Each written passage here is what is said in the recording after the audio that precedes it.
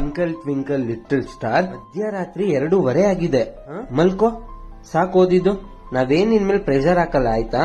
Health ಮುಖ್ಯ. ಮಲ್ಕೋ. Mom, it's okay mom, no issues. ನಾನು ಓದಿ ಆಮೇಲೆ ಮಲ್ಕೊಂತೀನಿ. ಬೆಳೆಯೋ ಮಕ್ಳಂಗೆಲ್ಲ ನಿದ್ರೆಗೆ ಇಡಬಾರ್ದು.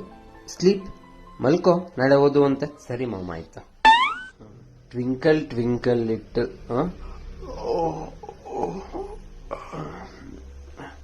ಓದಿದ್ದೀನಿ, ರಿವಿಷನ್ ಮಾಡಿದೀನಿ. ನಿದ್ರೆ ಬರ್ತಾ ಇದೆ, ಮಲ್ಕೊಂಡ್ಬಿಡ್ತೀನಿ. ಬೆಳಗ್ಗೆ ಎದ್ದು ಓದ್ಕೊಂತೀನಿ.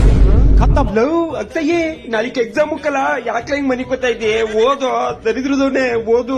ಓದಿದ್ದೀನಮ್ಮ, ಓದು ಆಯ್ತು, ರಿವಿಷನ್ ಮಾಡಿದೀನಿ.